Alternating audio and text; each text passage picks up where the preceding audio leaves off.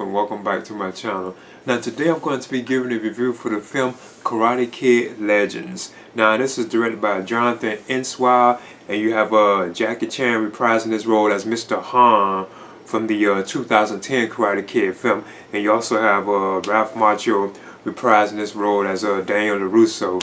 So yeah, that's pretty cool seeing like those two like team up, and now that you know that both of the franchises are like set like in the same like universe, so I think that's pretty cool that they are doing this. Now this particular film focuses on like a new protagonist known as Lee, and he's played by a newcomer known as Ben Wang, I think that's how you pronounce it, but the boy that he plays is known as Lee Fong.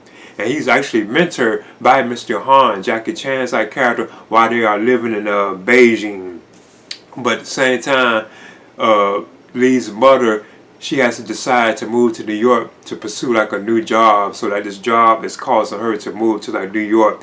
And she's played by she's also known as Dr. Fong, and she's played by Ming Na Wen, because you know she's like very like popular like and stuff. But they decide to move like to New York. But once they get to New York, she doesn't want her son to be like fighting and stuff like that, because like I ain't gonna touch on that because that's a spoiler right there. But there's a reason why. Of course, you know, she doesn't want her son to be able to fight people and using like his martial arts skills to fight and stuff like that. But also while they're in New York City, he comes across Lee, actually while he's exploring and stuff like that. He comes across this girl known as Maya, and she's played by Sadie Stanley, and she's actually like the daughter of like this like pizza shop owner, and the pizza shop owner is known as Victor. He's played by Joshua Jackson. That's the one that Joshua Jackson plays. So Lee becomes like friendly with them, and of course, you know, like he becomes like in a relationship with Maya. I think it's Maya or Mia. That she's obviously like the love interest of the particular film, and then they have like a piece of business that they have to take care of and stuff like that. But Joshua Jackson's character is Victor. I think he's like a former boxer or something like that, and like he has like a boxing match that is coming up, you know, and he wanted to fight to get like this prize money. So he actually has Lee, like the boy, help him like fight, train and stuff, and the boy is actually beating him. Beat him up. I thought that was kind of cool seeing like the little boy like beat him all up with like his martial arts skills. Like whoa, you know. And this guy is actually like a boxer, so I thought moments like that were pretty cool. But like the bulk of the film, that is basically what it's about. Like Lee and his mother, Dr. Fong, moving to like New York City. You know, they're adapting to like the new life. She has like a job as a doctor there, and plus he's like in a relationship like the pizza like place like owner and like daughter.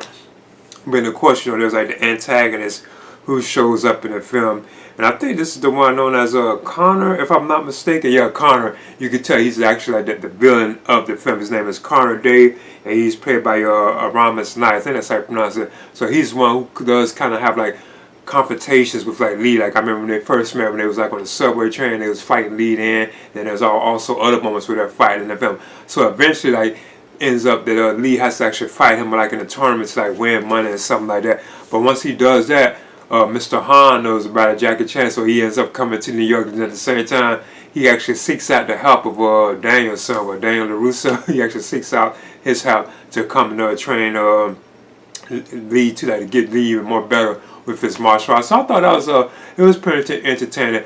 And of course, you know, like Ralph Macchio's role in the film is kind of like limited. Even like Mr. Han is kind of, he's there, like Jackie Chan, he's there at the beginning and stuff like that. But there's like Daniel LaRusso's, where, you know, Daniel's role is kind of limited. He doesn't really show up to probably around the third act, but he's there though. He's there like giving like this like inspiration and like his stuff, you know, how to fight, and like Mr. Miyagi's like wisdom and stuff like that. I thought that the film did even open with a scene from Karate Kid too. Like when it opens back like in the 80s, and you see Mr. Miyagi with Daniel's son talking about, you know, about the history between like the two branches, because like his branch is like connected to Mr. Han's branch. So Mr. Miyagi and Mr. Han really knew each other very well. So I thought that was pretty cool.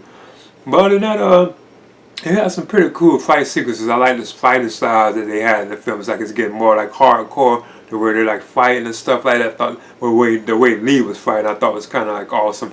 And of course, this has like ties to like the Cobra Kai franchise too. It's like some Easter eggs there, especially if you wait to the very end. Like, you know, people show up. You know, I thought that was pretty cool. That are from like the Karate Kid franchise. But other than that, it was pretty solid. I thought it had some like dragging issues, and at times it seems like it was like, it felt like why did they have to do it that way, or why did they have to actually, you know, I think they was just trying to bring both franchises together, because they might be planning something much larger like one day. That's why they wanted Mr. Han and join them for like Daniel's like crowd with Daniel LaRusso's, you know, crowd basically. I think that's basically what they're probably trying to do. But in the end, it was pretty solid. I thought it was still fun and like entertaining.